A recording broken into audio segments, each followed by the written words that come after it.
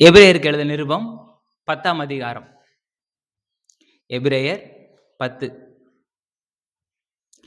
26ஆம் வசனத்திலிருந்து நம்ம இந்த அதிகாரம் முடிய இன்றைக்கு நம்ம பார்க்க போகிறோம். இந்த எபிரேயருக்கு எழுதின இந்த ஆசிரியர் இதனுடைய கோர் கான்செப்டுக்கு இப்ப வரார். கிறிஸ்தவ விசுவாசத்தின் மேன்மைகளை போதித்து, குறிப்பாக இந்த பழைய ஏற்பாட்டின் காரியங்களை நன்கு அறிந்திருந்த எருசலேம் திருச்சபை இந்த எபிரேயர்களுக்கு இந்த பழைய ஏற்பாட்டின் காரியங்களின் அந்த நிழலாட்டம் புதிய உடன்படிக்கைக்கு நேராக எப்படி வழி நடத்துகிறது, எப்படி அதுக்கு நேராக அதை காட்டுகிறது.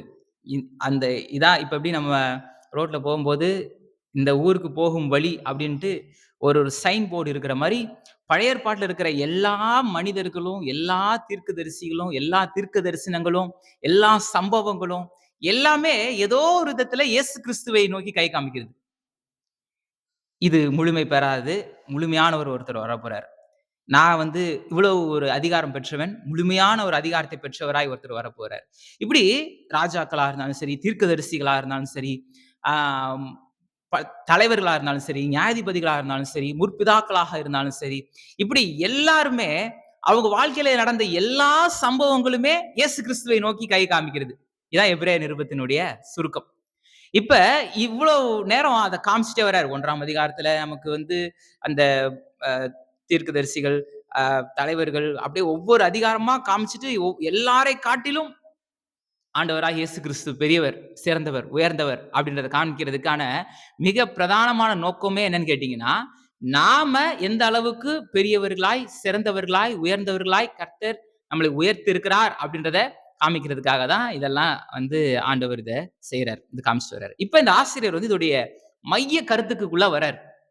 இந்த இடங்கள்ல தான் இந்த ஆசிரியர் இதோடைய மைய கருத்துக்குள்ளாக வர்றார். என்னன்னு பாத்தீங்கன்னா 26ஆம் வசனத்துல நீங்க வாசிச்சு பாருங்க. எபிரேயர் 10:26. சத்தியத்தை அறியும் அறிவை அடைந்த பின்பு நாம் மனப்பூர்வமாய் பாவம் செய்வர்களாய் இருந்தால் பாவங்கள் நிமித்தம் செலுத்தத்தக்க வேறொரு பலி இனி இராமல். இப்ப நான் சொல்லியிருக்கேன், எபிரேய நிருபத்துல மொத்தம் 5 இடங்கள்ல எச்சரிப்பு இருக்கு. 5 இடங்கள்ல எச்சரிக்கிறார். சபையை எச்சரித்து இந்த ஆசிரியர் எழுதுறாரு. அதுல முதல் 3 எச்சரிப்புகளை நம்ம பார்த்துட்டோம். இப்ப 4வது எச்சரிப்பு பாத்தீங்கன்னா இந்த 26ஆம் வசனத்திலிருந்து 31ஆம் வசனம் வரைக்கும் இந்த 4வது எச்சரிப்பு இருக்கு. இந்த 4வது எச்சரிப்பு ரொம்ப முக்கியமான ஒரு எச்சரிப்பு. ரொம்ப மைய கருத்தை காண்பிக்கக்கூடிய ஒரு இடமாக இந்த 32 இந்த 26ல இருந்து இந்த 39 வசனங்கள் இருக்கிற இந்த பகுதி இருக்கு. பாருங்க எப்படி சொல்றாரு பாருங்க. சத்தியத்தை அறியும் அறிவை அடைந்த பின்பு நாம் மனப்பூர்வமாய் பாவம் செய்கிறவர்களாய் இருந்தால் பாவங்களின் நிமித்தம் செலுத்தத்தக்க வேறொரு பலி இனி இராமல். இப்ப அதுவும் குறிப்பா நாம வாழ்கின்ற இந்த கடைசி கால திருச்சபையில ஆண்டவர் நமக்கு தீர்க்க தரிசனமாய் சொல்லப்பட்டபடி இந்த சபை எப்படிப்பட்டதா இருக்கும் அப்படின்னா, இந்த சபையின் காலத்துல இருக்கிற இந்த திருச்சபை ஒண்ணு ரட்சிக்கப்பட்டிருக்கணும், இல்ல ரட்சிக்கப்படாம இருக்கணும். ரட்சிக்கப்பட்டவங்களா இருந்தா அவங்க ஆவிக்குரிய வளர்ச்சியில வளர்ந்துகிட்டே இருப்பாங்க. ரட்சிக்கப்படாதவர்களா இருந்தா அவங்க ரட்சிக்கப்பட்டிருப்பாங்க. இதான் பொதுவான ஒரு இது. ஆனா இந்த கடைசி கால திருச்சபை எப்படி இருக்கும்ட்டு வெளிப்படுத்தல நமக்கு தீர்க்க தரிசனமாய் சொல்லப்பட்டது என்னன்னு கேட்டா, இவங்க அனலும் இல்ல, குளிரும் கிடையாது. சொல்லிப்பாங்க, சபையில அங்கத்தினரா இருப்பாங்க. ஆனா ரட்சிப்பின் அனுபவத்தை தன்னுடைய வாழ்க்கையில நடைமுறைப்படுத்தாதவங்களா இருப்பாங்க அப்படின்ட்டு தீர்க்க தரிசனமாவே இருக்கு. அதனால என்னடா இந்த காலத்துல திருச்சபை இப்படி இருக்கு ஆச்சரியப்பட தேவையில்ல. ஐயோ ஏன் இப்படி இருக்கு அப்படின்னு நம்ம கேள்விப்பட தேவையில்ல. ஏன்னா ஆண்டவர் தீர்க்க தரிசனம் அதான் நமக்கு சொல்லி இருக்கிறாரு, இப்படிதான் இருக்கும் அப்படின்ட்டு. சரியா? அப்ப இங்க என்ன பாக்குறோம் அப்படின்னா, அந்த நீங்க வெளிப்படுத்தல் 3ஆம் அதிகாரத்துல வாசிச்சு பாருங்க. அதாவது ஆனா நான் ஆவிக்குரிய ரீதியில ரொம்ப வளர்ந்தவன்ட்டு அவங்களையே அவங்க ஏமாத்திப்பாங்க. நான் ரொம்ப சிறந்த சிறந்த விதத்துல இருக்கிறேன். நான் வந்து கர்த்தருக்காக அத செஞ்சுட்டேன், இத செஞ்சுட்டேன், அப்படி பண்ணிட்டேன். நான் கர்த்தருக்காக நான் இருக்கிறேன். கர்த்தருடைய பார்வையிலிருந்து பார்த்தா, அவருடைய ஆவிக்குரிய வளர்ச்சி பெரிய ஒரு 0வாக இருக்கும். அப்படிப்பட்ட காலகட்டத்தில தான் இப்ப சபை போய்க்கிட்டு இருக்கு. இந்த காலகட்டத்தில ஒரு நூதனமான ஒரு உபதேசம். என்ன உபதேசம்னா, நீங்க பாவம் செய்றீங்களா? கர்த்தர் உங்களை மன்னிப்பார். பாவத்த எந்த மாற்று கருத்தும் கிடையாது. ஆனா, மன்னிப்பை பெற்ற நாம மறுபடியும் பாவம் செய்யலாமான்றது தான் இப்ப பிரச்சனையே. இப்ப இந்த ஹைப்பர் கிரேஸ்ல என்ன சொல்ல ஆரம்பிச்சுட்டாங்க, மன்னிப்ப பெற்றுக்கிட்டீங்க. ஓகே. மறுபடியும் நீங்க பாவ வாழ்க்கையில வாழ்ந்தாலும் கர்த்தர் அதையும் மன்னிப்பாரு. ஏன்னா இயேசு கிறிஸ்துவின் ரத்தம் சகல பாவங்களையும் நீக்கி சுத்திகரிக்க அது வல்லமை உள்ளது, பலன் உள்ளது. அப்படின்னும் பொழுது, நீங்க உங்க பாவத்துல உங்க பாவங்கள கர்த்தர் மன்னிப்பார். அதனால நீ எப்படிப்பட்ட வாழ்க்கை வாழ்ந்தாலும் கர்த்தருடைய சமூகத்துல நீ வந்து இருக்கலாம். கர்த்தர் உன் கூட தான் இருப்பாரு அப்படின்ட்டு சொல்றாங்க. இன்னொரு பக்கம் ஒரு எக்ஸ்ட்ரீமிஸ்ட் எப்படி போறாங்க அப்படின்னு பார்த்தீங்கன்னா, நீ ஒரு பாவம் செஞ்சியா கர்த்தருடைய ஆவியானவர் உன்ன விட்டு எடுபட்டு போயிருவார். திருப்பியும் வருவார். திருப்பியும் போவார். இந்த வந்துட்டு வந்துட்டு போற சாப்டர் கதையெல்லாம் பார்த்தீங்கன்னா, உங்களுக்கு பழைய ஏற்பாட்டுல எந்த மனிதன்ட்டயும் ஆண்டவர் நிரந்தரமா தங்கல. ஆனா, ஆவியானவர் இறங்குவாரு. அவங்க பலத்த கிரியைகளை செய்வாங்க. திருப்பி ஆவியானவரு போயிருவாரு. இது பழைய ஏற்பாட்டின் ஒரு நிலைமை. புதிய ஏற்பாட்டுல ஆவியானவர் என்றென்றைக்குமாய் நம்ம கூடவே இருக்கிறார். சரியா? திருத்துவத்தின் 3ஆம் நபராகிய பரிசுத்த ஆவியாகிய தேவன் நம்ம கூடவே இருக்கிறாரு. இன்னும் சொல்லப்போனா நமக்குள்ளாக அவரு வாசம் செய்கிறார். அதனாலதான் பரிசுத்த ஆவியை துக்கப்படுத்தாதிருங்கள் அப்படின்ட்டு வசனம் நமக்கு சொல்லுது. அப்ப நாம ஒரு விதத்துல தவறு செய்கிறோம், ஏதோ கர்த்தருக்கு பிரியமில்லாத காரியங்களை செய்கிறோம் அப்படின்னா, நமக்குள்ளாக இருக்கிற அந்த ஆவியானவரை நம்ம துக்கப்படுத்துறோம். எல்லாருக்குள்ள இந்த ஆவியானவர் இருக்கிறாரு. ரட்சிக்கப்பட்டவங்களுக்கு மாத்திரம் கிடையாது. சபையில இருக்கிறவங்களுக்கு மாத்திரம் கிடையாது. சகல மக்கள் மீதும் என் ஆவியை ஊற்றுவேன். கடைசி நாட்கள்ல சகல மக்களின் மீது ஆவியை ஊற்றுவேன். எப்ப கடைசி நாளு? இனிமே தான் வரப்போகுது. இல்ல இது கடைசி நாள் இது கடைசி நாள் தான். இனிமே தான் ஒண்ணு வரப்போகுது. இல்ல இதுவோ அப்படின்னு நினைச்சிட்டு இருக்கோம். ஆனா அந்த கடைசி நாள் எங்க தெரியுமா ஆரம்பிக்குது? என்றைக்கு ஆண்டவராய் இயேசு கிறிஸ்து வந்தாரே அன்னைக்கே அந்த கடைசி நாளு ஆரம்பிச்சிருச்சு. என்றைக்கு ஆண்டவர் நமக்கு வெளிப்பட்டாரோ அன்னைக்கே இந்த கடைசி நாள்ன்றது துவங்கிருச்சு.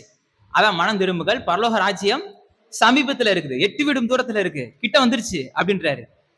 அப்ப அங்கேயே வந்து பரலோக ராஜ்யம் வந்து ஆரம்பிச்சிருச்சு. இன்னும் சொல்ல போனா பரலோக ராஜ்யம் வந்து இனாகிரேட்டட் கிங்டம் துவங்கிருச்சு. இயேசு கிறிஸ்துவின் நாட்கள்லயே அது வந்து துவங்கிருச்சு. அதோடைய முழுமை இனிமே வரப்போகுது. இனிமே வரும் காலங்கள்ல அதை நம்ம காண போகிறோம். ஆனா பரலோக ராஜ்யம்ன்றது நமக்கு துவங்கிருச்சு. அப்ப இந்த கடைசி நாட்கள் வந்து இங்க இருக்கு. இன்னைக்கு இதான் கடைசி நாட்கள். இந்த நாட்கள்ல மாம்சமான யாவர் மீதும் ஆண்டவருடைய ஆவியானவர் இருக்கிறார். அவங்க ரட்சிப்பை பெற்றிருக்கிறான், பெறாம இருக்கலாம். அவங்க வந்து எப்படி இருந்தாலும் பரிசுத்த ஆவியானவர் என்ன பண்றாரு?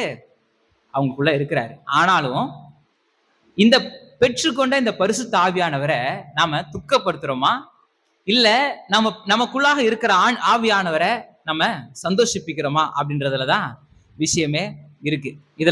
இதுலதான் அந்த முக்கியமான அந்த காரியங்கள் அடங்கி இருக்கு.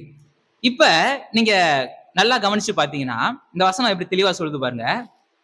சத்தியத்தை அறிவும் அறிவை அடைந்த பின்பு நாம் மனப்பூர்வமாய்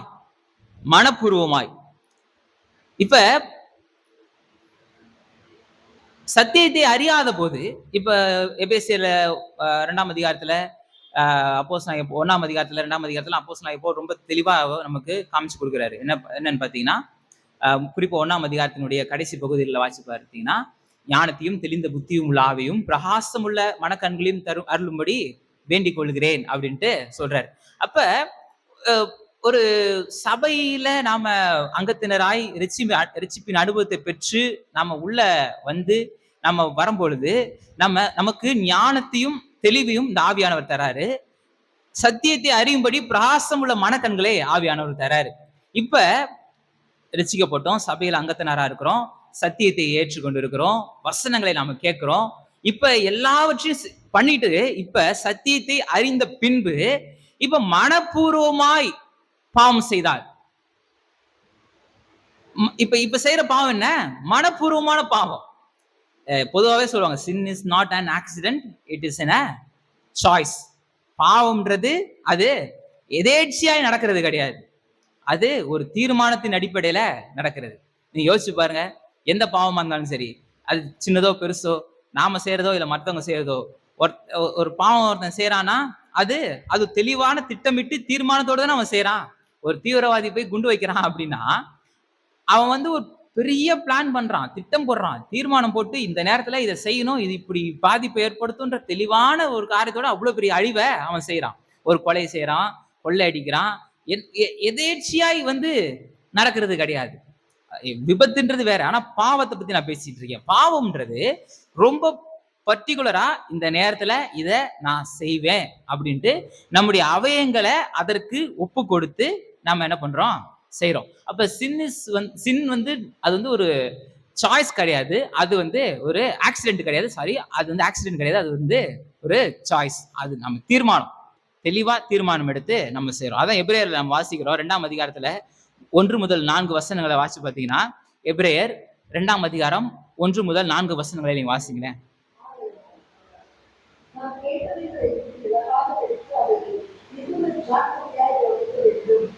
ஏனெனில் தேவனுடைய மூலமாய் சொல்லப்பட்ட வசனத்திற்கு விரோதமான எந்த செய்திக்கும் கீழ்ப்படியாமற்கும் நீதியான தண்டனை வரத்தக்கதாக அவர்களுடைய வசனம் உறுதிப்படுத்தப்பட்டிருக்க, முதலாவது கர்த்தர் மூலமாய் அறிவிக்கப்பட்டு பின்பு அவரிடத்தில் கேட்டவர்களாலே நமக்கு உறுதியாக்கப்பட்டது. 4ஆம் வசனம் வரைக்கும் சொன்னேன்.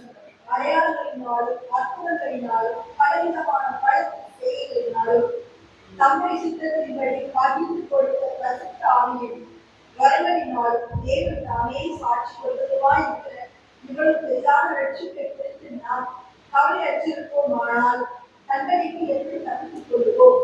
இந்த ரட்சிப்பை குறித்து சொல்லும்போது இவ்வளவு பெரிதான ரட்சிப்பு, இந்த மகிமையான இந்த ரட்சிப்பை குறித்து நாம கவலையற்று இருப்போமானா தண்டனைக்கு எப்படி தப்பித்துக் கொள்வோம்? தண்டனைன்னு ஒண்ணு இருக்கு, நியாய தீர்ப்புன்னு ஒண்ணு இருக்கு.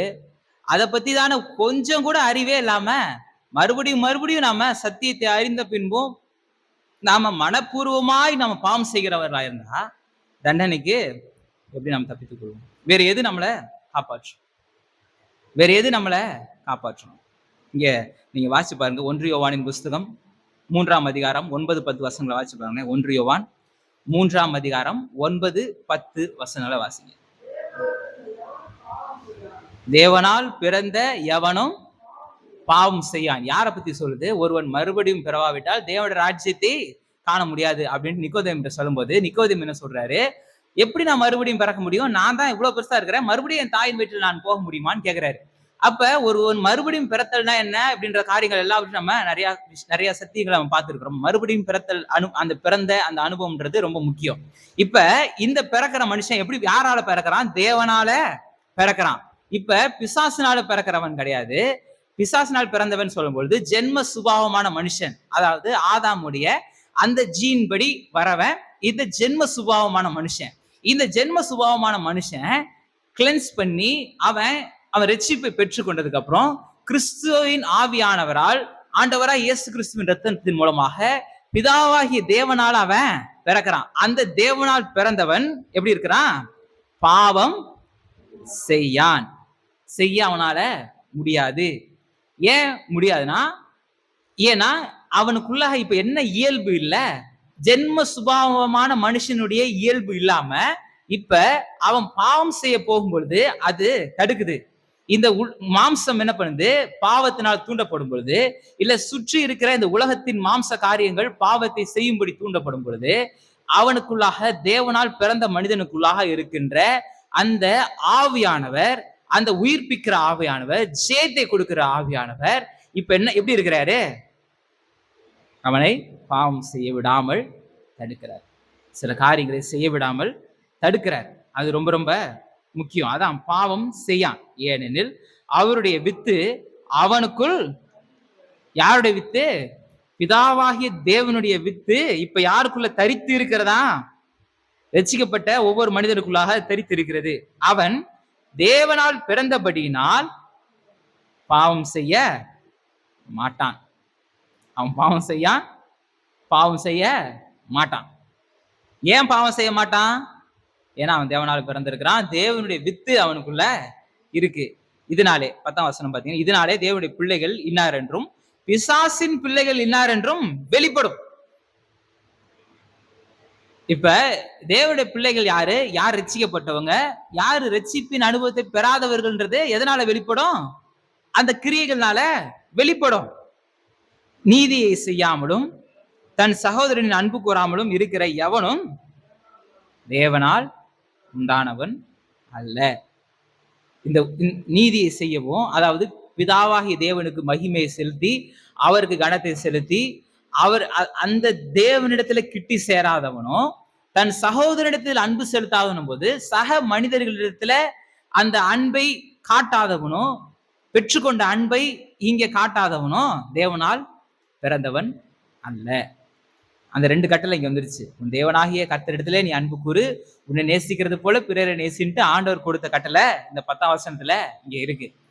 அப்ப இப்படி செய்யாதவன் ரட்சிப்பின் அனுபவத்தை பெறாதவன் அப்படின்றத ரொம்ப தெளிவா இங்க யோவான் நமக்கு காமிச்சு கொடுக்கிறார். இன்னும் நீங்க பாத்தீங்கன்னா, இதே 1 யோவானின் புஸ்தகம் 1ஆம் அதிகாரத்துல 9ஆம் வசனத்தை வாசிச்சு பாத்தீங்கன்னா, நம்முடைய பாவங்களை நாம் அறிக்கையிட்டால் பாவங்களை நமக்கு மன்னித்து எல்லா அநியாயத்தையும் நீக்கி நம்மை சுத்திகரிப்பதற்கு அவர் உண்மையும் நீதியும் உள்ளவராய் இருக்கிறார். அப்ப நாம பாவம் செய்கிறவர்களா இருந்தா அந்த பாவத்தை நாம் அறிக்கையிட்டு இந்த ரட்சிப்பின் அனுபவத்தை பெற்றுக்கொள்கிறவர்களா இருக்கிறோம். இன்னும் 2ஆம் அதிகாரம் 1 யோவானின் புஸ்தகம் 2ஆம் அதிகாரம் 1ஆம் வசனம் என்ன போட்டிருக்கு? என் பிள்ளைகளே, நீங்கள் பாவம் செய்யாதபடிக்கு இவைகளை உங்களுக்கு எழுதுகிறேன். ஒருவன் பாவம் செய்வானால் நீதிபரராய் இருக்கிற இயேசு கிறிஸ்து நமக்காய் பிதாவிடத்துல பரிந்து பேசுகிறவராய் இருக்கிறார். அப்ப ஒரு பிரதான ஆசாரியராய் அவர் பரிந்து பேசுகிறாரு, எல்லாம் பண்றாரு. இந்த காரியங்களை வச்சுட்டு அவர் தான் நமக்காக பரிந்து பேசுறாரு, அப்புறம் நம்ம என்ன எப்படிப்பட்ட ஒரு வாழ்க்கை வேணா வாழ்ந்துடலாமே அப்படின்ட்டு நம்ம இருந்துடக்கூடாது. நீ எபிரேயர் 10ஆம் அதிகாரத்துல 29ஆம் வசனத்தை வாசிச்சு பாத்தீங்கன்னா, தேவனுடைய குமாரன், அதாவது ஒருத்தன் பாவம் செய்கிறவனா இருந்தா, மனப்பூர்வமாய் செய்கிறவனா இருந்தா, அதான் நாம் பாவம் செய்தா இயேசு கிறிஸ்து அங்க பிதாவின் சந்நிதியில எனக்காக பரிந்து பேசுகிறவரா இருக்கிறாரு, அப்புறம் பாவத்துல நம்ம செய்யலாமே, எந்த விதமான தப்பும் இல்லையே அப்படின்ட்டு யோசிக்கிற மாதிரி இருந்தீங்கன்னா இந்த வசனத்தை பாருங்க. தேவனுடைய குமாரனை காலிலே மிதித்து தன்னை பரிசுத்தம் செய்த உடன்படிக்கையின் இரத்தத்தை அசுத்தம் என்று எண்ணி கிருபையின் ஆவியை நிந்திக்கிறவன் எவ்வளவு கொடிதான ஆக்கினைத்திற்கு பாத்திரனா இருப்பான் என்பதை யோசித்து பாருங்கள். கொஞ்சம் யோசிச்சு பாருங்க, இதெல்லாம் சிந்திச்சு பாருங்க. ஒரு நம்ம பாவம் செய்யறது எவ்வளவு டேஞ்சர் அப்படின்றதே இங்க காமிக்குது. அப்ப நம்ம மனப்பூர்வமாய் சத்தியத்தை அறிவை அறிந்த பின்பு இப்ப மனப்பூர்வமாய் நம்ம பாவம் செய்தா இப்ப என்ன காமிக்குது? அது தேவனுடைய குமாரனை நம்ம என்ன பண்றோம்? காலில் போட்டு மிதிக்கிறோம். நமக்காக அவமானங்களை ஏற்றுக்கொண்ட இந்த ஆண்டவராகி இயேசு கிறிஸ்துவை நாம என்ன பண்றோம்? அவமானப்படுத்துறோம். எனக்காக இவர் கல்வாரி சிலுவையில ரத்தத்தை சிந்தினார் அப்படின்ற அந்த பரிசுத்த ரத்தத்தை நம்ம என்ன பண்றோம்? அசுத்தம்னு நினைக்கிறோம். அதனால எந்த விதமான பயனும் இல்லை அப்படின்னு நம்ம நினைக்கிறோம். அதனால எந்த விதமான பிரயோஜனம் இல்லை அப்படின்ட்டு நம்ம நினைக்கிறோம். ஒருவன் பாவம் செய்கிறவனா இருந்தா அது எவ்வளவு பெரிய டேஞ்சர்ன்றத இந்த இடத்துல இந்த வசனம் நமக்கு காமிச்சு கொடுக்குது. அப்ப இந்த பாவம்ன்றது ரொம்ப ரொம்ப ரொம்ப டேஞ்சரு. நான் சொல்லியிருக்கேன், பாவத்திற்கு எதிர்த்து நில்லுங்கள், பாவம் இருக்கிற இடத்துல நான் அதை எதிர்த்து நிப்பேன் அப்படிலாம் நினைக்காதீங்க. அது ஏன்னா இந்த உலகத்துல நாமளும் மாம்சத்துல தான் இருக்கிறோம். நம்ம மகிமையின் சரீரத்தை நம்ம பெற்றுக்கொள்ள இந்த உலகத்துல இருக்கிற இதே மாம்ச சரீரம் நமக்கு இருக்கு. அதனால பாவத்துல ஒரு விஷயம் பாவம் அப்படின்னாலே அது நமக்கு கன்ஃபார்மா தெரிஞ்சிருச்சு அப்படின்னா அதை விட்டு விலகி ஓடிருங்க. அதுல இருந்து நான் ஜெயித்து காட்டுவேன் அப்படின்ட்டு நிக்காதீங்க, ஓடிருங்க. சரியா? பிசாசுக்கு எதிர்த்து நில்லுங்கள், அப்பொழுது அவன் உங்களை விட்டு ஓடி போவான்னா பிசாசுக்கு எதிர்த்து நில்லுங்க. ஆனா பாவம்ன்றது எதிர்த்து நிக்காதீங்க, அது உங்களை ஈஸியா என்ன பண்ணிடும்? காலி பண்ணி விட்டுரும். அந்த நேரத்துல நீங்க விட்டு விலகி ஓடிருங்க. யோசேப்பு பார்த்தானே பண்ணாரு. நான் எந்த சூழ்நிலையிலும் கர்த்தருக்காக வைராக்கியமா நிப்பேன் அப்படின்னு நின்றாரா? பாவம் வந்தவொடனே என்ன பண்ணிட்டாரு? இது பாவம் தெரிஞ்சதுன்னா விட்டா போதோன்ட்டு துண்டா காணான் துணியா காணான்ட்டு ஓடிட்டாரு. அது ஒரு பாம் மாதிரி, பாம் இருக்கிற ஒரு சூட்கேஸ் பாம் மாதிரி. இதுல பாம் இருக்குன்னு சொல்லிட்டா தெரிச்சு ஓடிட மாட்டோம். அது மாதிரி பாவம்ன்றது அந்த எந்த நேரத்துல நம்ம அழிக்குனே தெரியாது, எப்படி அழிக்குனே தெரியாது. அது ஸ்லோ பாய்சன் மாதிரி சில இதுல செயல்படும், சின்னத்துல இமிடியேட்டா வெடிச்சு தள்ளிரும். அதனால அதை விட்டு ஓடிடுறது நமக்கு நல்லது. அதை விட்டு நான் புதிய உடன்படிக்கையில இருக்கிறேன், நான் இப்படி இருக்கேன், ஆண்டவர் ரத்தத்தால் கழுவப்பட்டேன், ஆண்டவர் ரத்தம் நேற்றும் இன்றும் என்றும் மாறாகுது, அதனால நான் பாவத்துல நிலையில் நிற்கலாம் அப்படின்னு சொன்னா அது தப்பு. நீங்க ரோமர்கள் நிருபம் 6ஆம் அதிகாரத்துல அப்போஸ்தலனாகிய பவுல் எவ்வளவு தெளிவா சொல்றாரு பாருங்க. ரோமர்கள் நிருபம் 6ஆம் அதிகாரத்துல 1ஆம் வசனத்தை பைபிள பாருங்க. ஆகையால் என்ன சொல்வோம்? கிருபை பெருகும்படி பாவத்திலே நிலை நிற்கலாம் என்று சொல்லுவோமா? அதே கிருபை, அளவற்ற கிருபை, அமேசிங் கிரேஸ், ஹைப்பர் கிரேஸ், என்ன கிரேஸ்னா பேர் வச்சுக்கோங்க. இன்னும் hyper square grace, hyper cube கிரேஸ்ன்னு கூட மேக்ஸ்ல போடுற மாதிரி என்ன ஏதோ போட்டு எக்ஸ் பவர் மேல போட்டு போடுற மாதிரி கிரேஸுக்கு நீங்க எத்தனை வேணா நீங்க பவர் கொடுத்து நீங்க செஞ்சுக்கோங்க. ஆனா கிரேஸ்னா என்ன? ஒருவனை பாவம் செய்யாதபடிக்கு காப்பாற்றுகிறது தான் கிருபை. எப்படி வேணா பாவம் செஞ்சுக்கோ, உன்னை மன்னிப்பேன்றது கிருபை கிடையாது. கிருபையை தப்பா புரிஞ்சுக்க கூடாது. கிருபைனா என்ன? ஒருத்தனை பாவம் செய்யாதபடிக்கு காப்பாற்றுகிறது தான் கிருபை. ஏன்னா பாவத்தின் சம்பளம் மரணம். பாவம் செய்தால் தேவனிடத்துல அணுக முடியாது. ஆனா கர்த்தர் தம்மிடத்துல நம்மை சேர்க்கும்படி அவர் வாஞ்சி உள்ளவரா இருக்கிறாரு. அதான் கிருபையை வெளிப்படுத்துறாரு. இந்த பாவத்தை நீ செய்யாதப்பா அப்படின்றத நமக்கு அவர் காண்பித்து கொடுக்கிறாரு. இதுதான் கிருபை. தகுதியற்ற நமக்கு அவர் காட்டின தயவு இந்த கிருபை. அப்ப ஒருவன் கிருபை பெருகும்படிக்கு பாவத்திலே நிலை நிற்கலாம் என்று சொல்லுவோமா? இன்னைக்கு அப்படித்தானே சொல்றாங்க. அப்படி சொல்லக்கூடாதே. வசனம் ரொம்ப தெளிவா சொல்லுதே. ஆனாலும் அவங்க வசனத்தை காணாதபடிக்கு பிசாசானவன் அவர்களுடைய மனக்கண்களை குருடாக்கி போட்டு இருக்கிறான். சத்தியத்தை அறியும் அறிவை அவர்கள் அடையாதபடிக்கு பிசாசானவன் அவர் கண்களை குருடாக்கி போட்டு இருக்கிறான்.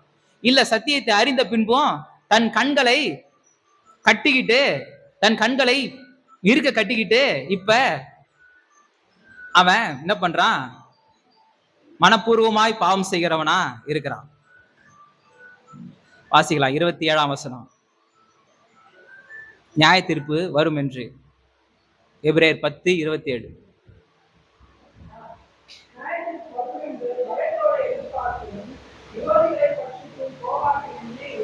இப்ப பாவம் செய்கிறவனா இருந்தா அது எப்படிப்பட்டதா இருக்கும் அப்படின்ட்டு இங்க 27, 28 நமக்கு காமிச்சு கொடுக்குது பாருங்க.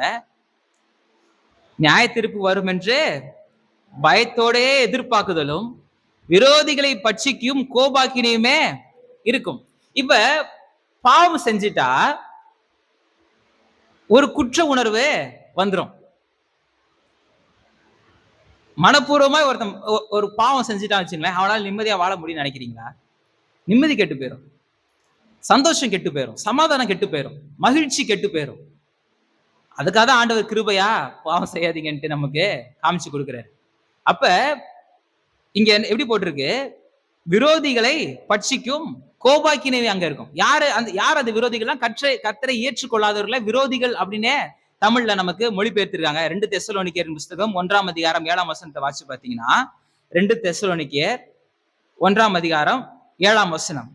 தேவனை அறியாதவர்களும் நம்முடைய கர்த்தராகிய இயேசு கிறிஸ்துவின் சுவிசேஷத்திற்கு கீழ்ப்படியாதவர்களுக்கும் நீதியுள்ள ஆக்கினை தீர்ப்பு செலுத்தும்படிக்கு. இப்ப யாருக்கு இந்த ஆக்கினை தீர்ப்பு வருது அப்படின்னு பாத்தீங்கன்னா, கர்த்தரை அறியாதவர்கள், கர்த்தரை கிட்டி சேராதவர்கள், இவர்தான் ஆண்டவர்ன்ற சத்தியத்தை தெரிந்தும் இந்த ஆண்டவருக்கு தன் முதுகை காட்டி ஓடினவர்களுக்கு நியாய தீர்ப்புன்றது நிச்சயமா இருக்கு. ரோமர்கள் நிருபம் 5ஆம் அதிகாரம் 10ஆம் வசனம் சொல்லுது பாருங்க. ரோமர் 5:10. நாம் தேவனுக்கு சத்துருக்களா இருக்கையில் அவருடைய குமாரனின் மரணத்தினாலே அவருடனே ஒப்புரவாக்கப்பட்டிருக்கிறோம். நாம் ரட்சிக்கப்படுறதுக்கு முன்னாடி இருக்கிறோம். அப்படி ரட்சிக்கப்படுறதுக்கு முன்னாடி இருந்த அனுபவம்ன்றது நாம் தேவனுக்கு சத்துருக்களா இருக்கிறோம் அப்படின்ட்டு வேதவசனம் நமக்கு தெளிவா நமக்கு காமித்து கொடுக்குது. அப்ப இப்படி சத்துருக்களா இருந்த நம்மை அவர் என்ன பண்ணியிருக்கிறாரு? ஒப்புரவாக்கி இருக்கிறார். அப்படிதானே போட்டிருக்கு. 5ஆம் அதிகாரம் 10ஆம் வசனம் நடுவே போறது.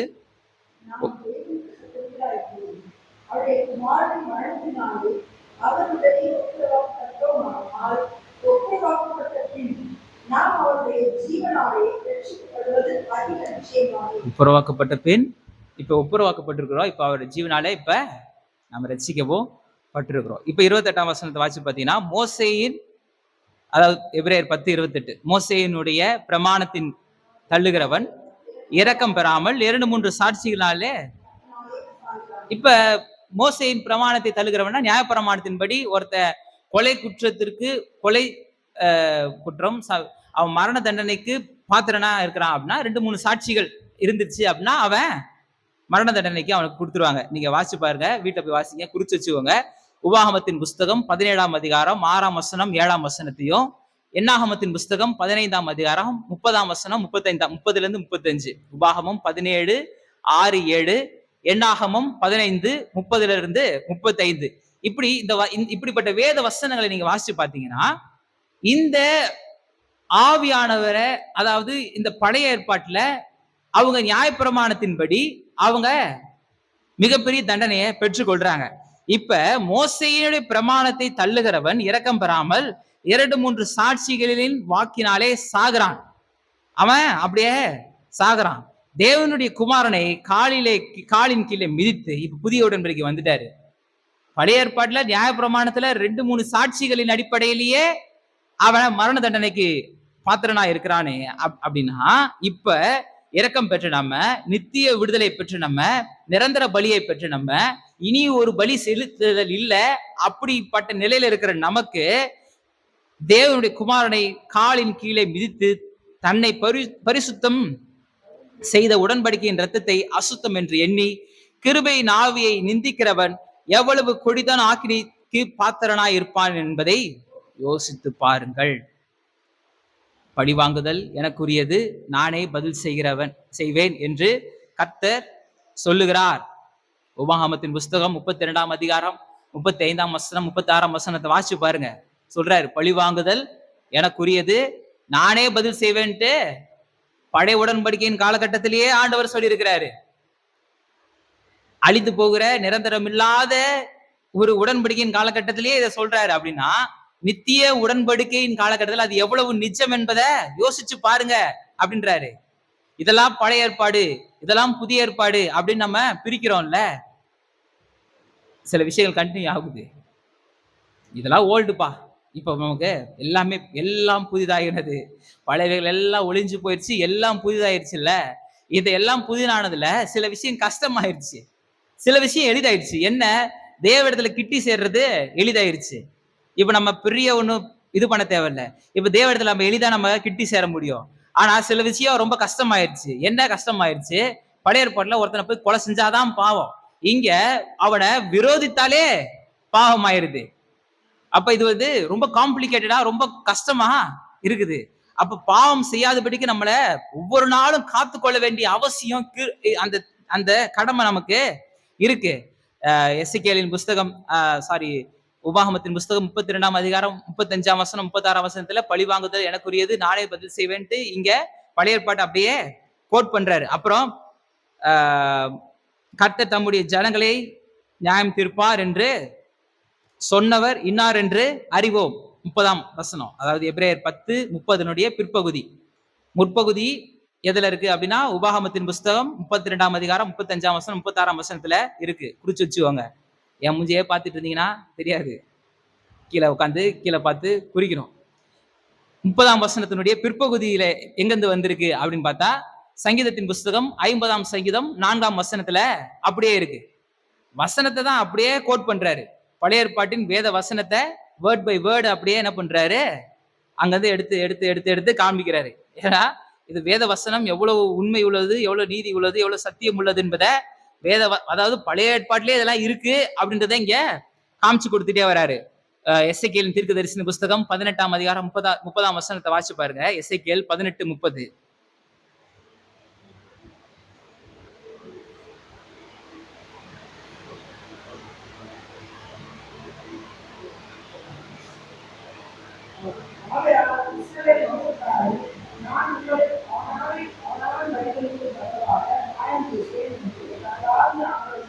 இஸ்ரவேல் வம்சத்தாரே அப்படின்னும் பொழுது இன்னைக்கு நம்ம ஆவிக்குரிய இஸ்ரவேலர்கள் சொல்றோம்ல, இப்ப நம்மளை பார்த்து சொல்றாரு, நான் அவனவன் வழிகளுக்கு தக்கதாக நியாயம் தீர்ப்பேன் என்று கர்த்தராகிய ஆண்டவர் சொல்லுகிறார். நீங்கள் மனம் திரும்புங்கள், உங்களுடைய எல்லா மீறுதல்களையும் விட்டு திரும்புங்கள், அப்பொழுது அக்கிரமம் உங்கள் கேட்டுக்கு.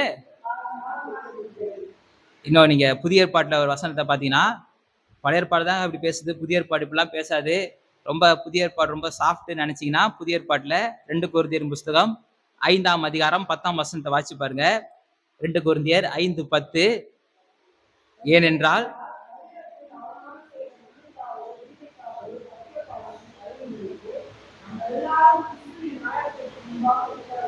அப்ப இந்த சரீரத்தினால செய்யும் காரியங்களுக்கு எல்லாவற்றுக்கும் கிறிஸ்துவின் நியாயஸ்தானத்துக்கு முன்பாக நிற்க வேண்டியது இருக்கும். இது புதிய ஏற்பாட்டுல தான் இருக்கு. பழைய ஏற்பாட்டுல இல்ல, புதிய ஏற்பாட்டுல இருக்கு. அப்ப புதிய ஏற்பாட்டுல எல்லாம் ஈஸின்னு நினைக்கிறவங்களுக்கு இந்த வசனம்லாம் கொஞ்சம் எடுத்து காமிங்க. அப்ப இவ்வளவு நேரம் இந்த பாவத்தை பத்தி இந்த டேஞ்சரை காமிச்சு கொடுத்துறாரு. 31 வசனம் வரைக்கும். அடுத்து 31ஆம் வசனம் வாசிச்சு பாத்தீங்கன்னா, ஜீவனுள்ள தேவனுடைய கையிலே விழுகிறது பயங்கரமா இருக்கும் அப்படின்றத 26ல இருந்து 31 வரைக்கும் இந்த பாவம் செய்யக்கூடாது அப்படின்றத காமிச்சு கொடுத்துட்டு, இப்ப 32ல இருந்து அடுத்த பகுதி 35 வரைக்கும் ஒரு பகுதி இருக்கு. இந்த பகுதியில என்ன சொல்றாரு அப்படின்னு பாத்தீங்கன்னா, இந்த எச்சரிப்பு காமிச்சாருல பாவம் செய்யக்கூடாது அப்படின்ட்டு, உலகத்திலேயே நம்ம நினைக்கிறோம் கஷ்டம். எது கஷ்டம் நினைக்கிறோம்னா, இந்த பாவத்திற்கு எதிர்த்து நிற்கிறது ரொம்ப கடினம் நம்ம நினைக்கிறோம். இப்படி கடினம்ன்ற நினைக்கிற நமக்கு ஒரு ஒரு ஆறுதலை இங்க நமக்கு இந்த ஆசிரியர் காமிச்சு கொடுக்கிறாரு. என்னன்னு பாசிச்சு பாத்தீங்கன்னா, முந்தின நாட்களை நினைத்துக் கொள்ளுங்கள், நீங்கள்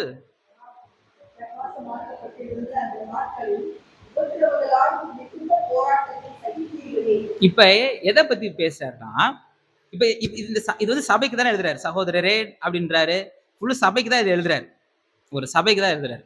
சத்தியத்தை அறிந்த பின்பு மனப்பூர்வமாய் பாவம் செய்தா என்ன பிரச்சனை, அதுக்கான தண்டனை என்ன, அதுக்கான நியாய தீர்ப்பு என்னன்றத ரொம்ப சொல்லிட்டாரு. இப்ப என்ன காமிக்கிறாரு, இந்த பாவத்திலிருந்து எப்படி நம்ம மீண்டு வர்றது அப்படின்றத காமிக்கிறாரு. என்ன காமிக்கிறாரு, ஏதோ சூப்பரான ஒரு இல்லஸ்ட்ரேஷனை நமக்கு காமிக்கிறாரு. என்னன்னா, ஒரு மனுஷன் ரட்சிப்பின் அனுபவத்தை பெற்றுக்கொள்ளுகிறத காமிக்கிறார். ஒரு மனுஷன் ரட்சிப்பின் அனுபவத்தை பெற்றுக்கொள்ளும் பொழுது அவனுக்கு இந்த உலகத்துல இருக்கிற வேற எதுவுமே பெருசா தெரியாது. ஆண்டவர் மாத்திரம்தான் பெருசா தெரிவார். ஒரு மனுஷன் ரட்சிப்பின் அனுபவத்தை பெற்றுக்கொள்ளும் பொழுது அவனுக்கு இந்த உலகத்துல வேற எதுவுமே ஒரு முக்கியமானது தெரியாது. ஆண்டவர் மாத்திரம்தான் பெருசா தெரிறாரு. ஆண்டவருக்காக எல்லாவற்றையும் இழக்க அவன் ஆயத்தமா இருக்கிறான். எல்லாவற்றையும் எல்லா போராட்டங்களையும் அவன் எதிர்த்து நிற்க அவன் தைரியம் உள்ளவனா இருக்கிறான். இயேசு கிறிஸ்துவின் ரத்தத்தினால மீட்கப்பட்ட அந்த ரட்சிப்பின் அனுபவத்தை பெற்றுக்கொண்டவங்களை நீங்க யோசிச்சு பாருங்க. அவங்க சாட்சிகளை நீங்க கேட்டு பாருங்க. இல்ல நம்முடைய வாழ்க்கையை நீங்க யோசிச்சு பாருங்க. நாம சத்தியத்தை அறியக்கூடாதபடிக்கு தடை ஏதாவது வரும்பொழுது அதை நம்ம எவ்வளவு தைரியமா நம்ம என்ன பண்றோம், அதை நம்ம எதிர்த்து நிற்கிறோம். அந்த சுச்சுவேஷன் எப்படி ஹேண்டில் பண்ணியிருக்கோம் அப்படின்றத யோசிச்சு பாருங்க. சபையா இருந்தாலும் சரி, தனிப்பட்ட மனிதரா இருந்தாலும் சரி, கர்த்தருக்காக நம்ம வைராக்கியமா எவ்வளவு காரியங்கள் செஞ்சிருக்கிறோம். அதுதான் இங்க காமிக்கிறாரு. 32 35 வசனத்தை வாசிச்சு பாத்தீங்கன்னா, நீங்க இப்படிப்பட்ட வைராக்கியமான காரியங்கள்ல நீங்க உங்களுடைய விசுவாசத்தை நீங்க வெளிப்படுத்திருக்கீங்கல்ல, இப்படிப்பட்ட நீங்க பாவத்திலிருந்து எதிர்க்கிறதற்கு இந்த உலகம் எப்படி உங்களை ரட்சிப்பை நீங்க பெற்றுக்கொள்ளாதபடிக்கு இந்த உலகம் தடுக்கப்படும் பொழுது இந்த ரட்சிப்பை எவ்வளவு ஒரு பெரிய மேன்மை நினைச்சு உங்களுடைய எல்லா காரியங்களும் கர்த்தருக்காக ஒப்பு கொடுத்து நீங்க எப்படி கர்த்தருக்காக வைராக்கியமா வாழ்ந்தீங்களோ, அதே போல இந்த உலகம் உங்களை பாவத்திற்குள்ளாக தள்ளும் பொழுதும் நீங்க என்ன பண்ணுங்க, அதே விசுவாசத்தை கொண்டு வாங்கன்றாரு. வேற ஒண்ணும் பண்ணாதீங்க. உங்களுக்கான மாடலை உங்கள்ட்ட இருந்து எடுத்துக்கோங்க. இது வந்து சூப்பர் மெத்தட். இது நீங்க மத்த ஏதாவது காமிச்சீங்கன்னா அவர் செய்வாருங்க, நம்மளால செய்ய முடியுமான்ட்டு நம்ம சொல்லுவோம்.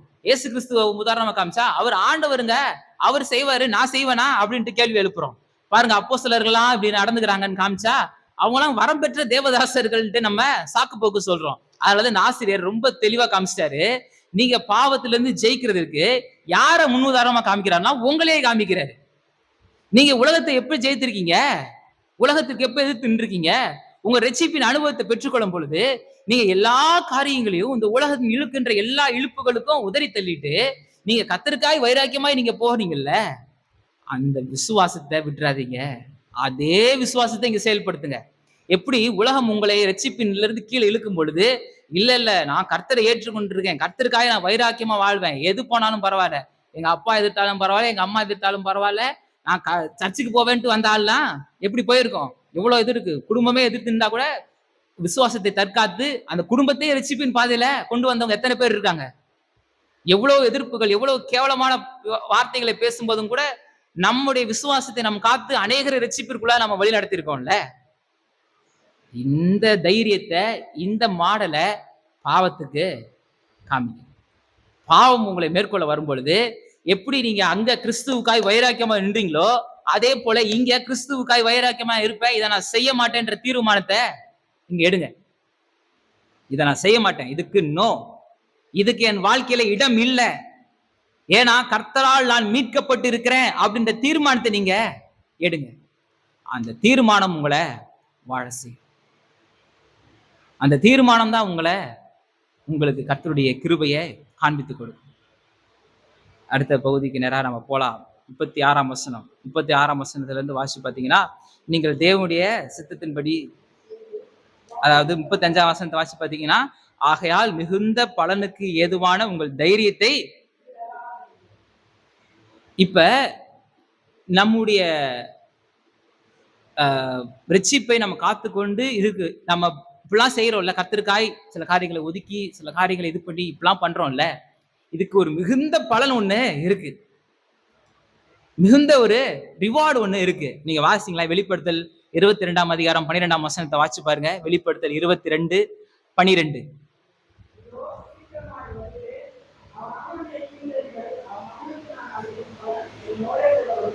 நீங்க கர்த்தருக்காய் வாழ்றதுக்கு யாரு பாக்குறா? நான் கர்த்தருக்காய் இவ்வளவு காரியங்களை செய்யறேன். சில காரியங்கள் வந்து நம்ம கர்த்தருக்காய் செய்யறதுன்றது வெளியே தெரியாது இல்ல. இப்ப நான் பாடுறேன் அப்படின்னா வெளியே தெரியுது. நீங்க வந்து முத நாளே வந்து ஃபுல்லும் கூட்டி பெருக்கி சேர்லாம் போடுறீங்கன்னா அது யாருக்கா தெரியுதா? எத்தனை பேருக்கு தெரியும்? தெரியாது. சில காரியங்கள் கர்த்தருக்காய் நம்ம செய்யறோம், அது வெளியே தெரியாது. சில காரியங்கள் வெளியே தெரியும், ஆனா ரிவார்டு ஒண்ணுதான். கர்த்தருக்காக நீங்க செயல்படுறீங்கல்ல, அதுதான் ரிவார்டு, அதுதான் ஆக்ஷன். இப்ப இது வெளியே தெரியுது வெளியே தெரியலன்றதெல்லாம் கிடையாது. இப்ப இதுக்கான பலனை ஆண்டவர் தராரு. நீங்க கர்த்தருக்காய் எடுக்கின்ற ஒவ்வொரு முயற்சிகளுக்குமான பலனை ஆண்டவர் வச்சிருக்கிறாரு. நீங்கள் கர்த்தருக்காய் படுகிற பிரயாசத்திற்கான பலனை ஆண்டவர் வச்சிருக்கிறாரு. அதை ஒரு நாள் நீங்க மறந்துடாதீங்க. அதான் இங்க வசனம் சொல்லுது பாருங்க, மிகுந்த பலனுக்கு ஏதுவான அந்த தைரியம். இப்ப பிசாசை எதிர்த்து பாவத்தை எதிர்த்து நீங்க தைரியமாய் வைராக்கியமாய் இந்த உலகத்திற்கு எதிர்த்து நிக்கிறீங்கல்ல, இந்த தைரியத்திற்கு இதை விட்டுறாதீங்க. ஏன்னா இதோட பலன் வந்து ஆண்டவர் நம்முடைய செய்கைக்கு தக்கதான பலனை ஆண்டவர் எடுத்துக்கிட்டே வர. ஆண்டவர் நிச்சயமா அதுக்கான பலனை உங்களுக்கு தராரு. அந்த வசனத்தை வெளிப்படுத்தல் 22:12 நெகட்டிவ் ஆஸ்பெக்ட்ல பார்க்கணும், பாசிட்டிவ் ஆஸ்பெக்ட்லயும் நம்ம பார்க்கணும். நம்ம நன்மை செய்தால் அதற்கான மேன்மை நமக்கு இருக்கு, தீமை செய்தால் அதற்கான பலனும் வருது. அப்ப ரொம்ப ஜாக்கிரதையா இந்த வசனங்களை நம்ம கையாள வேண்டியது. இப்ப 36ஆம் வசனம் பாத்தீங்கன்னா, நீங்கள் தேவனுடைய சித்தத்தின்படி செய்து வாக்குத்தத்தம் பண்ணப்பட்டதை பெரும்படிக்கு பொறுமை உங்களுக்கு வேண்டியதா இருக்கிறது. பொறுமைன்றது ரொம்ப ரொம்ப நமக்கு வேண்டியதா இருக்கு. ஒரு சில வேத வசனங்களை நாம் வாசிக்கலாம். யாக்கோபின் புஸ்தகம், யாக்கோபு எழுதின பொதுவான நிருபத்தை எடுத்துக்கொள்ளுங்க. 1ஆம் அதிகாரம் 2ஆம் வசனத்திலிருந்து 4ஆம் வசனம் வரைக்கும் வாசி பார்த்தீங்கன்னா, என் சகோதரரே,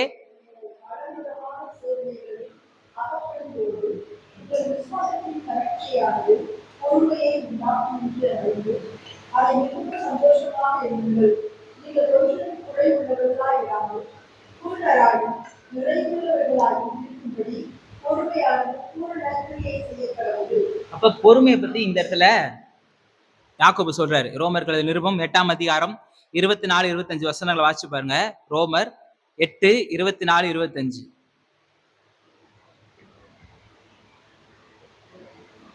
அந்த நம்பிக்கையினாலே நாம் ரட்சிக்கப்படுகிறோம். காண்கிறதை நம்புகிறது நம்பிக்கை அல்ல, ஒருவன் தான் காண்கிறதை நம்ப வேண்டியது என்ன? நாம் காணாததை நம்புவோமாகில் அது வருகிறதற்கு பொறுமையோடே காத்திருப்போம். எபிரேயர் 6ஆம் அதிகாரம் 11ஆம் வசனத்தை வாசி பாருங்க. எபிரேயர் 6:11.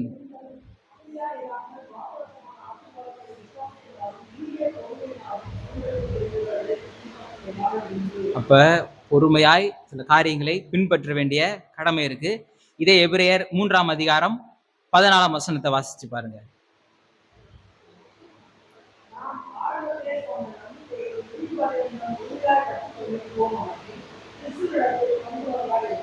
அப்ப ஆரம்பத்துல கொண்ட நம்பிக்கை, ஆரம்பத்துல கொண்ட விசுவாசம், ஆரம்பத்துல கொண்ட கர்த்தர் மீது வைத்திருந்த அன்பு, இவைகள் எல்லாவற்றையும் பொறுமையோட கூட நிதானத்தோடு கூட அதை பெருக செய்கிறவர்களாய் நாம இருக்கணும். நான் ஒரு பெரிய ஆவிக்குரிய வளர்ச்சி அடையலைங்க. நான்லாம் ரட்சிக்கப்பட்டேனா தெரியாது. நான்லாம் ஞானஸ்நானம் வாங்கலாமா? அப்படிலாம் எனக்கு சில பேர் கேள்வி கேட்பாங்க. அதான் டே 1ன்னு நான் சொல்லுவேன். அன்னையிலிருந்து தான் உங்களுக்கு டே 1. நீங்க ரட்சிக்கப்பட்டு 10 வருஷம் ஆச்சுன்னா, அது 10 வயசு குழந்தைக்குள்ள வளர்ச்சி இருக்கும். ஒன்றும் தெரியாம எல்லாம் தெரிஞ்சதுக்கு அப்புறம் தான் படிச்சு முடிச்சு கலெக்டர் ஆயிட்டு குழந்தை பிறக்கிறது கிடையாது.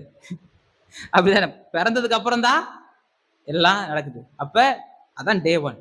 ரட்சிப்பை நம்ம அந்த பறைசாற்றுகிறோம். அதுக்கப்புறம் வளரணும். கொஞ்சம் கொஞ்சமா நம்ம வளரணும். அதுல நிலை நிற்க நமக்கு தெரிஞ்சிருக்கணும். அடுத்து 37ஆம் வசனத்தை வாசிச்சு பாருங்க. வருகிறவர் இன்னும் கொஞ்ச காலத்திலே வருவார். தாமதம். இப்ப 38 பாத்தீங்கன்னா,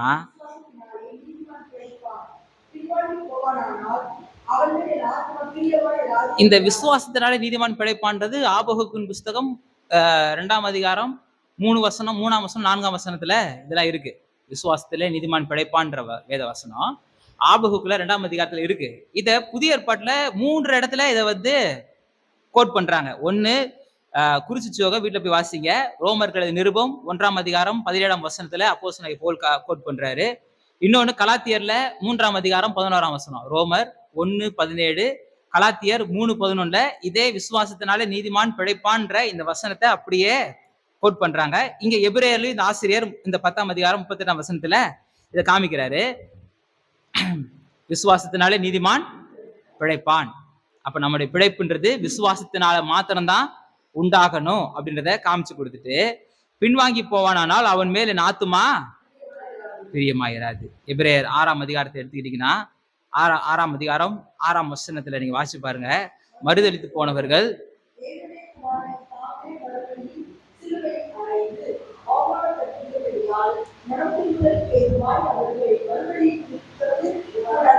மனம் திரும்புவதற்கு ஏதுவாய் அவர்களை மறுபடியும் புதுப்பிக்கிறது கூடாது.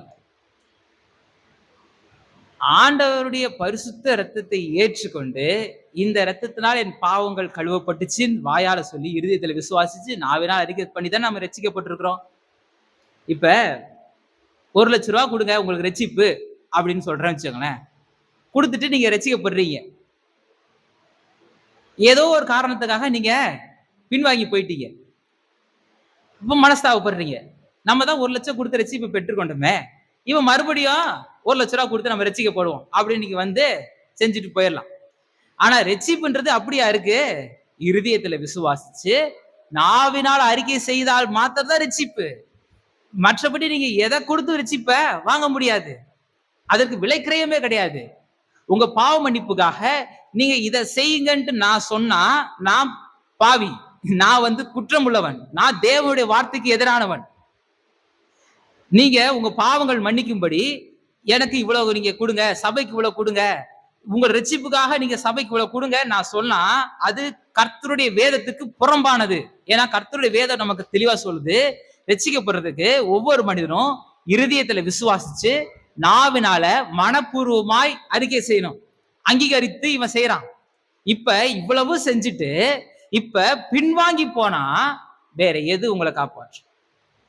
ஆண்டவருடைய பரிசுத்த இரத்தத்தை நீங்க உதறி தள்ளி அதை உதாசீனப்படுத்திட்டு அதை நீங்க வந்து பெருசா நினைக்காம நீங்க வேற கவலைகள், அந்த உலகத்தின் கவலைகளால உலகத்தின் காரியங்களால சிக்குண்டு நீங்கள் இழுக்கப்பட்டு போனா வேற எது உங்களை காப்பாத்தும்? கர்த்தருடைய பிரசன்னத்துல இருக்கணும்ல. யோசிச்சு பாருங்க. பேதுரு விசுவாசத்துல நடக்க ஆரம்பிச்சிட்டாரு.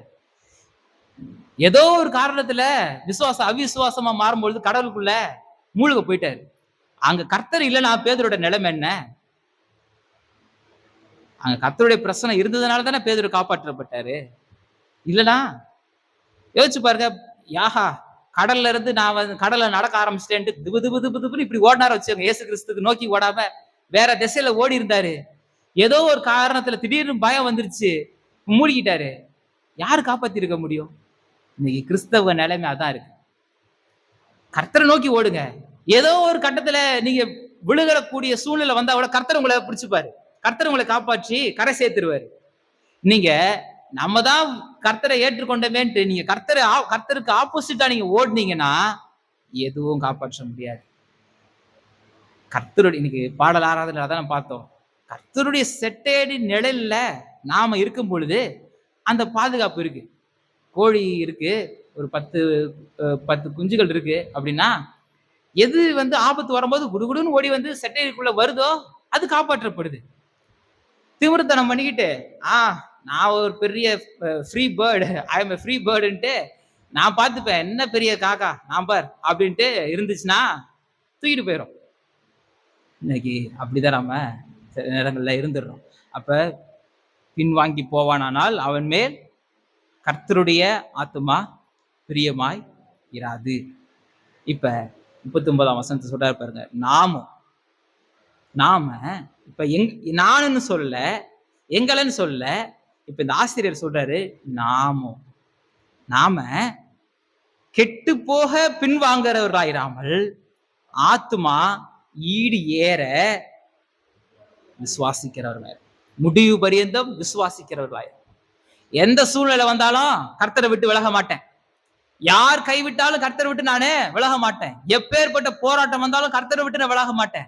அவர் என்னை வாழ செய்வார், அவர் என்னை வழி நடத்துவார், அவர் என்னை நிலைநிற்க செய்வார் என்ற விசுவாசத்தோடு நீங்க எடுக்கிற முடிவோடு கூட நீங்க உங்க விசுவாசத்தை காத்து கொள்ளுங்க. நாம கெட்டு போகிறவர்களை போல பின்வாங்குறாளாம் இல்லாம நம்முடைய ஆத்துமாவை ஈடேற காத்துக் கொள்கிறவர்களாய் நாம பின்வாங்குகிறவர்கள் தங்களுடைய ஆத்மாவை நஷ்டப்படுத்திக் கொள்கிறார்கள். ஜீவ புஸ்தகத்திலிருந்து அவருடைய பேர்கள் கிறுக்கப்பட்டு போகுது.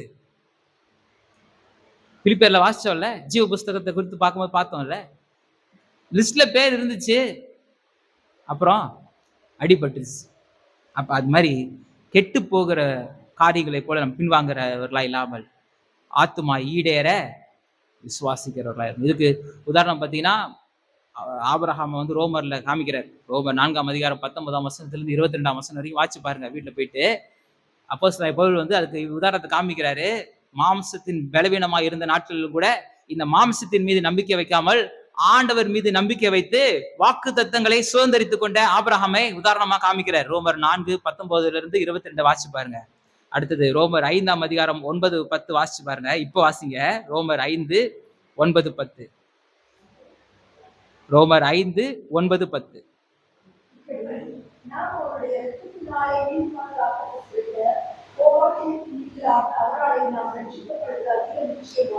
இப்ப நாம் நீதிமான்களாக்கப்பட்டிருக்கிறோம். அப்ப அவரால் ரட்சிக்கப்படுவது அதிக நிச்சயம். நாம் தேவனுக்கு சத்துருக்களாயிருக்கையில்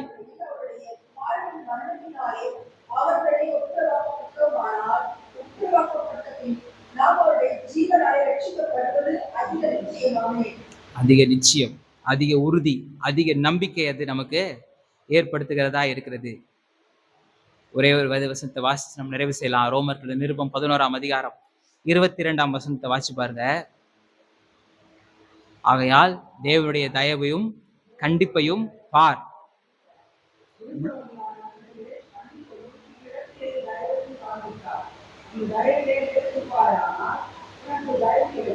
அந்த தயவுல நிலைத்திருப்பாயானால் உனக்கு தயவு கிடைக்கும். நிலைத்திராவிட்டால் நீயும். அப்ப தேவனுடைய தயவுல நாம நிலைத்திருக்கணும். தேவனுடைய கிருபையில நாம நிலைத்திருக்கணும். ஏன்பா இதை செய்யாதப்பா அப்படின்ட்டு கர்த்தருடைய ஆவியானவர் சபையின் மூலமாக, வேத வசனத்தின் மூலமாக, ஏதோ ஒரு வடிவத்தின் மூலமாக கர்த்தர் நமக்கு ஒரு எச்சரிப்பை காண்பிக்கிறார் அப்படின்னா அது ஒரு கிருபை, அதுதான் தயவு. அச்சோ நம்ம கெட்டு போகாதபடிக்கு ஆண்டவர் கிருபையா அதை காமிச்சிருக்கிறார்ன்ற உணர்வோடு கூட நாம நம்முடைய வழிகளை சீர்தூக்கி பார்த்து ஸ்திரப்படுத்தி நம்முடைய வழிகளை நடைகளை உறுதிப்படுத்த வேண்டும். அதை விட்டுவிட்டு நான் இப்படிதான் இருப்பேன், ஆண்டவர் எனக்கு நன்மை செய்வனும் அப்படின்னா கண்டிப்பா நீங்க நன்மைய அனுபவிக்கவே முடியாது. வசனம் சொல்லுது, நான் சொல்ல. எப்படி சொல்லுது? 22 கடைசி பாருங்க. நிலைத்திராவிட்டால் நீயும் வெட்டுண்டு போவாய். இந்த உலகம் பெரிய ஆபத்தை கொடுக்குது, பெரிய நாசமோசங்களுக்கு நேராக வழி நடத்திக்கிட்டே இருக்கு. அப்ப நாம கெட்டு போகிறவர்களாய் இல்லாமல் நம்முடைய ஆத்துமா ஈடேற நாம் விசுவாசிக்கிறவர்களாய் நாம இருக்கணும். இருப்பீங்களா? உங்க விசுவாசத்தை நீங்க காத்துக்கொள்வீங்களா? நிச்சயமா கர்த்தர் உங்களை ஆசீர்வதிப்பார். அதனால இந்த ரட்சிப்பை நீங்க அற்பமாய் நீராதீங்க. மனப்பூர்வமாய் எந்த விதத்திலையும் நீங்க பாவம் செய்யாதீங்க. கர்த்தருடைய ஆவியானவர் உங்களை சில காரியங்களை செய்ய வேணாம் அப்படின்னு ஏவுறாருன்னா நிச்சயமா செஞ்சிடாதீங்க. செஞ்சீங்கன்னா நீங்க என்ன பண்றீங்க? அந்த பரிசுத்தத்தை அவமானன்றீங்க. நமக்காய் அவமானத்தை ஏற்றுக்கொண்டவரை நீங்க அவமானப்படுத்துறீங்க. அதனால பாவம் செய்யாதபடிக்கு இருங்க. அடுத்த பகுதியில என்ன சொல்றாரு? எப்படி பாவத்தை ஜெயித்தீங்கன்னா, எப்படி நீங்க ரட்சிப்பின் அனுபவத்தை பெற்றுக்கொள்ளும் போது, இந்த உலகத்திற்கு எதிர்த்து நின்று நான் கர்த்தருக்காய் வைராக்கியமா நிப்பேன்னு ஒரு முடிவு எடுத்தீங்கல்ல, அதே போல பாவம் வரும்பொழுது இதே மாதிரியான ஒரு தைரியமான ஒரு முடிவை நீங்க எடுங்க அப்படின்றத காமிச்சு கொடுத்துட்டு, விசுவாசத்தினாலே ஒரு நீதிமான் பிழைப்பான். ஒருத்தன் பின்வாங்கி போனால் அவன் மீது ஆத்துமா பிரியமா இருக்காது. நாம கெட்டு போகிறவர்களைப் போல பின்வாங்குகிறவர்களா இல்லாமல், நம்முடைய ஆத்துமாக்களை ஈடு ஏற, நித்தியத்திலே நம்முடைய ஆத்துமாக்கள் காணப்பட, நித்தியத்திலே நாம கொண்டு போய் சேர எப்படி இருக்கணுமா? பரிசுத்தையும் நீதியும் காத்துக்கொண்டு நாம் வெற்றி சேர்ந்தவர்களாய் நாம இருக்கணும். இந்த காரியங்களை ஞாபகம் வச்சுக்கொள்ளுங்க. தொடர்ந்து அடுத்த வாரத்துல இருந்து முக்கியமான இந்த இந்த தலைப்பை நம்ம ஆரம்பிச்சதுக்கான காரணமே அடுத்த வாரத்துல தான் ஆரம்பிக்கிறோம். எபிரேயர் 11ஆம் அதிகாரத்துக்கு நேராய் கர்த்தருடைய ஆவியானவர் நம்மை வழி நடத்துவார். ஆமென். நம்ம